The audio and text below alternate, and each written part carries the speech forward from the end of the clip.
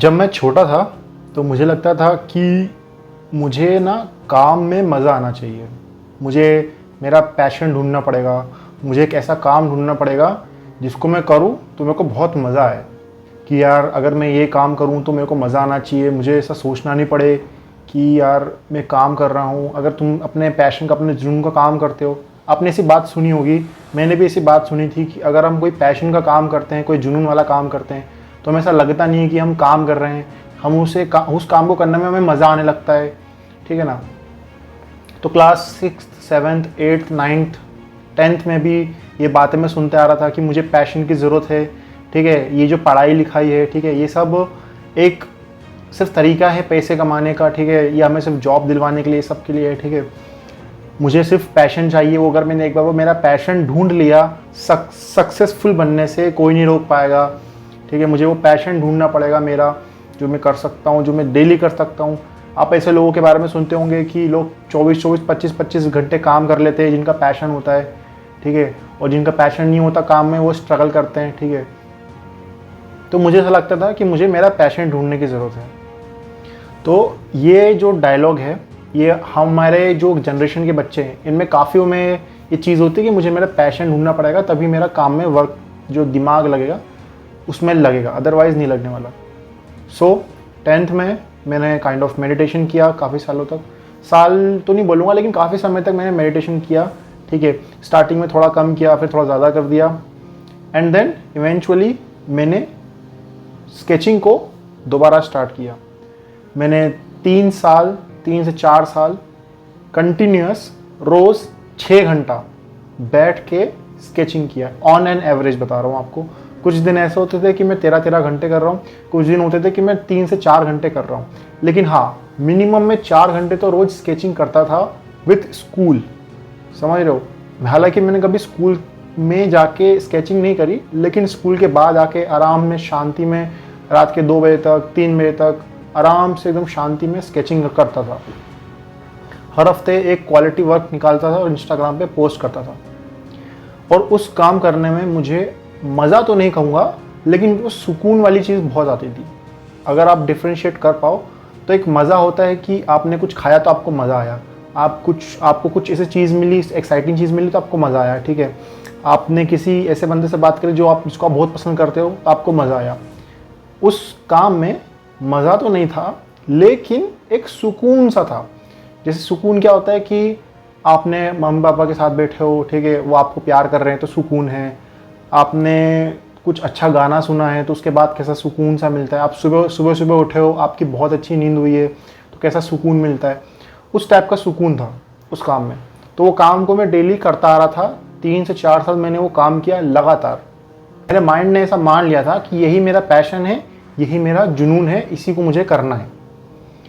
उसके बाद धीरे धीरे करके जब मैंने स्टार्ट किया था तो साथ ही मैं क्या करता था, जो ड्राइंग्स में करता था उसकी फ़ोटो खींच के इंस्टाग्राम पे अपलोड करता था। तो अगर आपने मेरे इंस्टाग्राम पे देखा होगा तो मेरा एक दूसरा अकाउंट भी है जिसमें मैंने काइंड ऑफ बहुत सारी इंस्टाग्राम पे जो स्केचेस होते हैं काफ़ी अच्छे अच्छे पोस्ट कर रखे हैं। तो वो मैंने खूब किया, जहाँ से मुझे रिकॉग्निशन, लाइक्स वगैरह, कमेंट्स वगैरह बहुत आते थे। जो रिलेटिव्स थे, जो मेरे आजू बाजू के लोग थे, वो बहुत अप्रिशिएट करते थे। सभी को ये लगता था और मुझे भी यही लगता है कि काइंड ऑफ मैं अब आर्टिस्ट बन जाऊंगा उस समय में, कि कभी मुझे अब आर्टिस्ट बनूंगा। ठीक है, मैं टॉप टियर आर्टिस्ट बन जाऊंगा, मैं ये कर पाऊंगा, मैं वो कर पाऊंगा।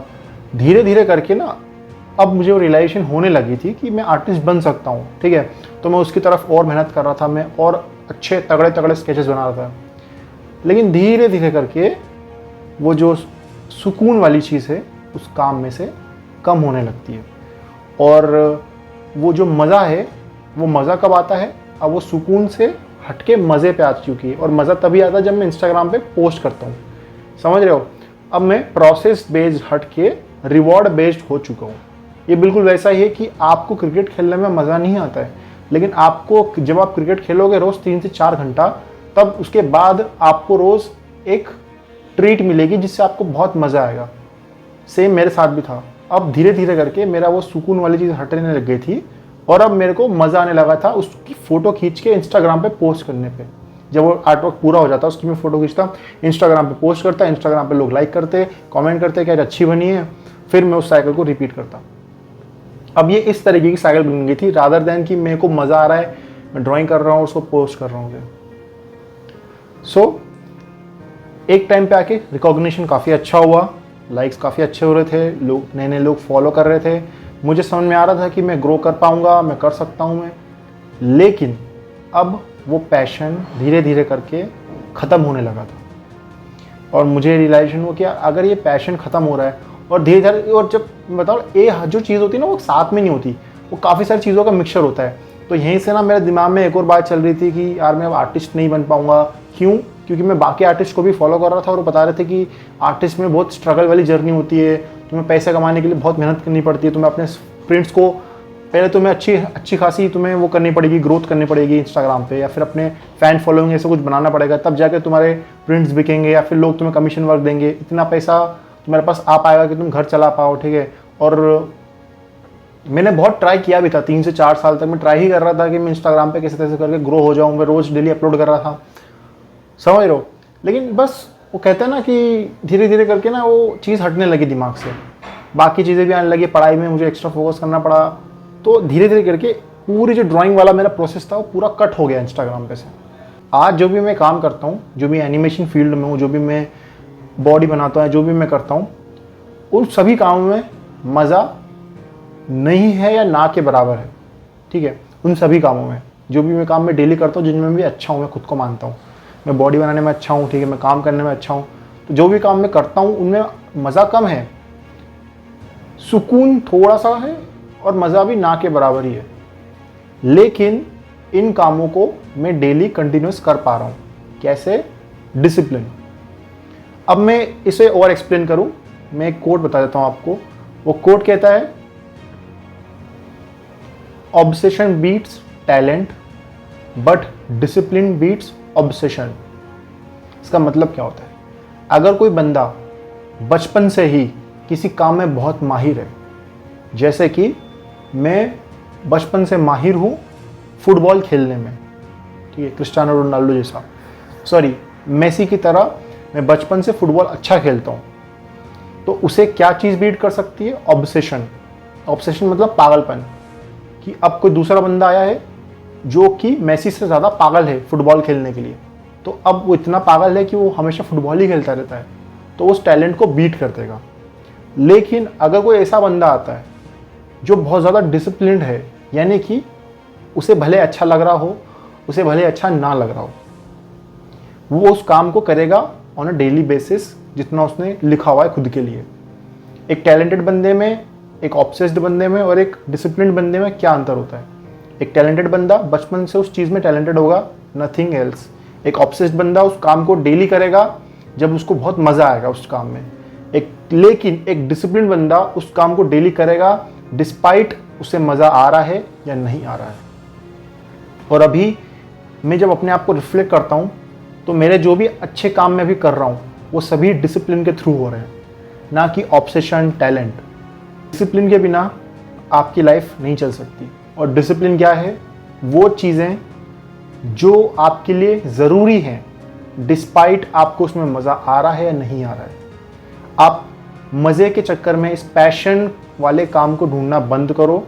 जो काम आपके लिए ज़रूरी है, आपको पता है आपके लिए क्या ज़रूरी है, आपको पता है कि आपके लिए पढ़ाई ज़रूरी है या फिर कोई दूसरी चीज़ें आपके लिए ज़रूरी है, उन चीज़ों को पकड़ो, उनके लिए एक रूटीन बनाओ और उन रूटीन को फॉलो करो, बस। इसके अलावा कोई तरीका नहीं है डिसिप्लिन बंदा रहने का। डिसिप्लिन बनने का यही तरीका है। फिर अगली बार जब क्या होगा, जब आप सुबह उठोगे आपका मन करने का नहीं होगा, लेकिन फिर भी आप करोगे, उस समय आप डिसिप्लिन बंदा बनते हो। और ये सिर्फ एक दिन के लिए नहीं करना, आपको फिर लाइफ टाइम के लिए करना है। लेकिन इसका रिवॉर्ड क्या होगा? इसका रिवॉर्ड आप उस टैलेंटेड बंदे को बीट कर दोगे, उस ऑब्सेस्ड बंदे को बीट कर दोगे, उस गॉड गिफ्टेड बंदे को बीट कर दोगे, जस्ट बिकॉज आपके पास वो एक चीज़ है, डिसिप्लिन। आपको मज़ा आ रहा था, आपने फिर भी काम किया, आपको मज़ा नहीं आ रहा था, आपने फिर भी काम किया। इस वीडियो में जो मैंने आपको बात कही है उसे ध्यान से समझना, उस बारे में फोकस करना कि ये क्या कहने की कोशिश कर रहा है। अगर आपको लगता है कि ये वीडियो जेन्युइनली आपको हेल्प करती है तो लाइक कर दो, सब्सक्राइब कर लो। अगर आपने सब्सक्राइब कर लिया तो गारंटी देता हूँ मेरी वीडियोस आपके लिए बहुत हेल्पफुल होगी। और मैं आपको यहाँ पे डोपामिन देने के लिए, कुछ उल्टे सीधे काम करवाने के लिए नहीं लाया हूँ, मैं आपको जेन्युइन नॉलेज देने के लिए लाया हूँ कि क्या चीज़ें ज़िंदगी में वर्क करती है, क्या वर्क नहीं करती, किन चीज़ों पर आपको फोकस करना है, किन पर फोकस नहीं करना। मैं मिलता हूँ आपको इसकी नेक्स्ट वीडियो में, तब तक के लिए बाय। तोड़ते रहो।